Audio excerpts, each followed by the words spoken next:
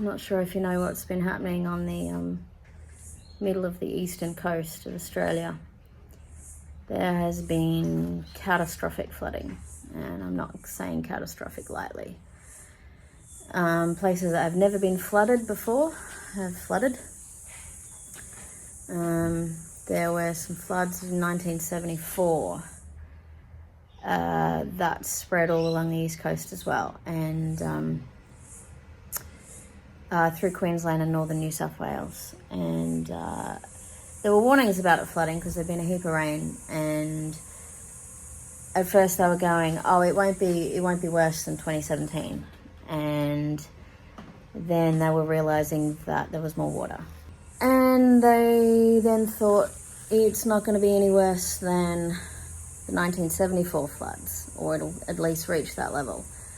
And then they realised that no, it was going to go higher than the 1974 floods. And the flood rose higher than any they'd recorded in history since like the 1800s. This is the driveway here. It's my front door.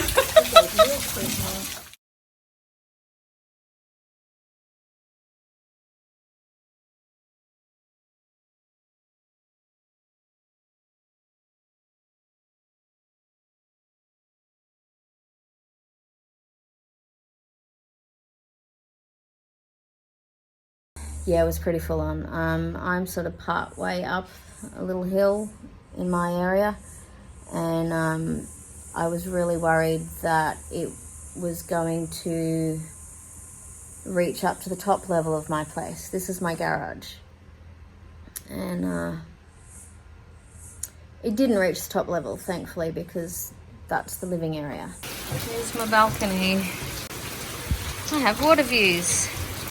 But in the garage here, I had boxes and boxes and boxes of stuff that I've been carrying around for a long time. A lot of it sentimental, that I'd been going through slowly, very slowly, trying to find the things that I wanted to keep. A lot of sentimental stuff that, you know, from my kids and from, you know, earlier on in my life. And I didn't get a chance to go through it all. The flood made the decision for me. So now is the cleanup. We've got most of it done. Here's a little bit that's left. Adam has been an amazing help. He helped me get a whole heap of stuff from my place upstairs to his place, which is a little bit further up the hill and out of the flood zone. We had to climb over the back brick walls out of here, sort of behind all the neighbours' houses, to get out of the flood zone, or out of the flood waters, to be able to jump someone's back fence. Should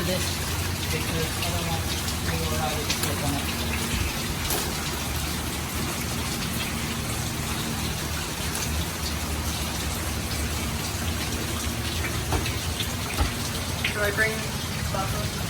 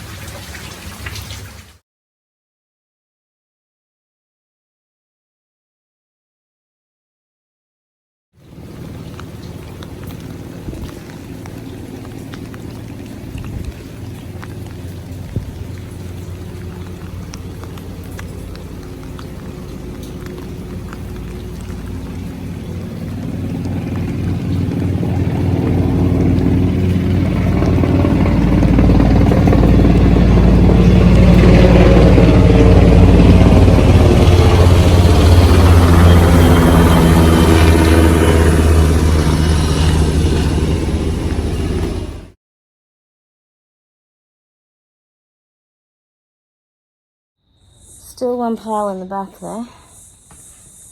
Stuff that we didn't get to yesterday. Just sodden boxes. But we managed to get through about 3/4 of it yesterday, which was a massive job. It's been pretty full on. It's my washing machine, which it went right under. Well, actually, I don't know if it was fully submerged. It was floating on top of stuff and sort of landed crooked on the floor. So I'm really hoping it's okay. There's a whole lot of pretty clothing that I've sort of been hoping to do stuff with over the years and never got around to it because markets were cancelled and blah, blah, blah. What, you know, that stuff. And this dryer, it would have had water up to, well, my height really, so about there. So I'm not entirely sure where the electronics are, but yeah, that would have gone under. I'm going to show you how far the water came up. Let's go over here. This is my front door. Don't know if you can see that watermark there. This is my height. Look at it, right along here. Yeah, it went all the way up. Well, yeah. Let me turn this around. Hang on. Here's the stairs. You can see the watermark very clearly here. Yesterday we removed the carpet of all the wet stairs. Yeah, the watermark here on my front door is very obvious as well. So light switches all went under. We still have no power. And a neighbour brought this ladder over so that we can go up and down the stairs while we're repairing stuff and cleaning. I spent all Sunday just sitting on a computer. It smells like shit.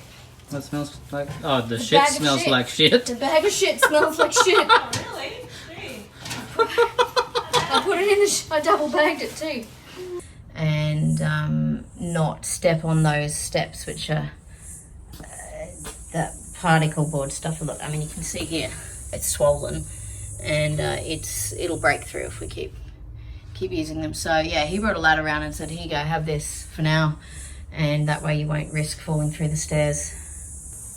I'll show you some of the stuff that's outside that we had to get rid of.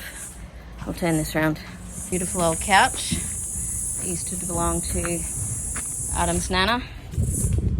Bed that was meant to be Riley's. So all of this, well, I'd say about 95% of it was from my downstairs. So lots of beautiful clothing in here that I really liked. So much yarn, DVDs, more furniture there, nice storage boxes, games, computer stuff, so many books, a sewing machine, a plasma lamp,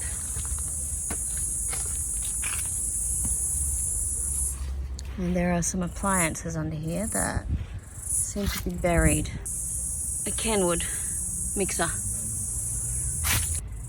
sleeping bag, so a whole lot of camping gear. There's more yarn. I had about 3 or 4 boxes of yarn. A whole lot of the cutest little toys ever. It's like a little cloud, and here's another one, a little sad cloud, and oh, so many beautiful toys that I had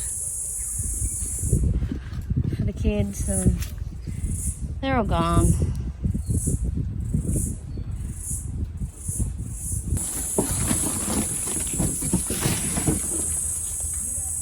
A fan, more of my beautiful clothing. Actually, I should put my gloves on before I do more of this. A really cool glow-in-the-dark bean bag.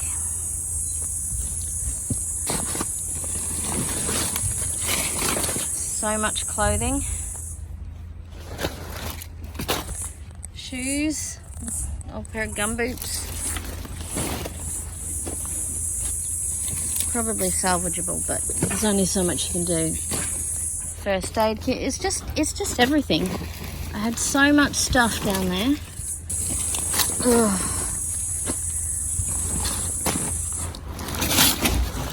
More of my beautiful toys. Books. Poor little penguin. So I've saved what I can so yeah, some of the really nice clothes, some of this stuff is vintage clothing. And this is why I'm trying to save this stuff. It's a very small amount. This is a 1960s tunic, like literally from the 1960s. And like this beautiful dress here at the front. And this one here. I mean, look at those. They're just gorgeous. See this? None of these fit me anymore, but I wanted to save them and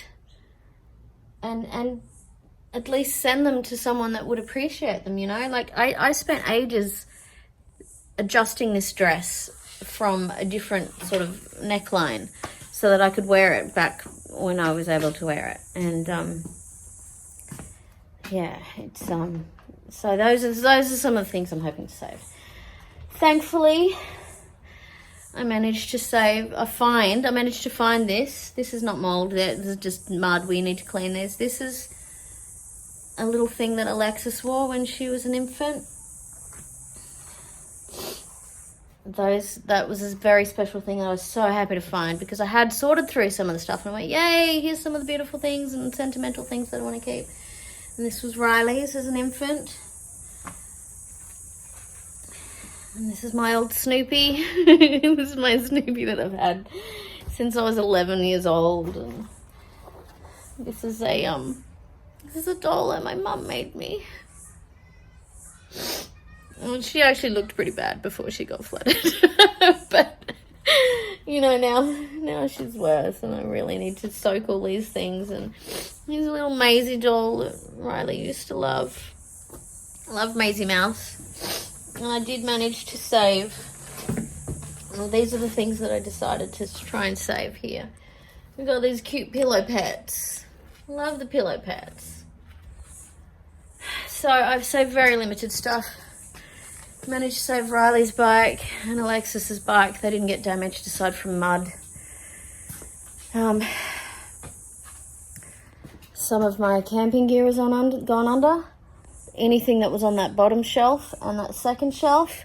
Sorry, there's the bottom one, there's the second shelf, and there's the third shelf.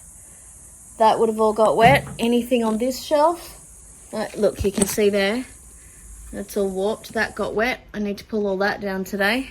I know that a lot of this stuff can be washed and salvaged and disinfected and put out to dry.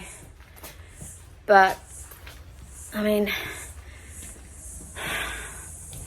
I wanted to, you know, either give this stuff to friends who could use it or whatever, or donate it, but I never got the chance to. So, I mean, there was so much stuff under there, and it's been hard enough going through all the things that I kept all these years, and that really actually meant something to me.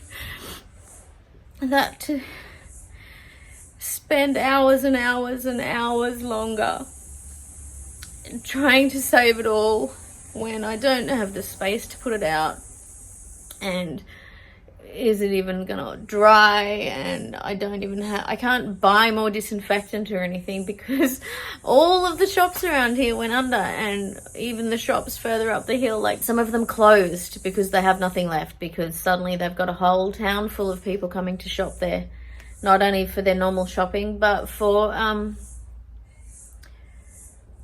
replacing everything that went under in the floods.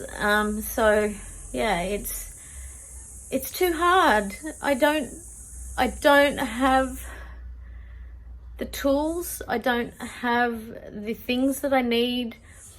I can't buy the things that I need, and I don't have the emotional capacity to actually try and save all that stuff. So it's just a matter of letting it go, and it really sucks because I would have liked to have gone through this stuff one at a time and made a really conscious decision about what I wanted to do with it. Not just have it all ruined by a flood, so...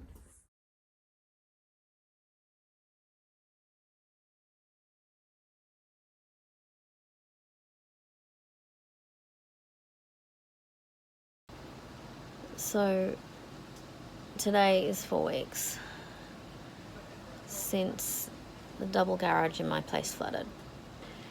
And now there's another major flood warning.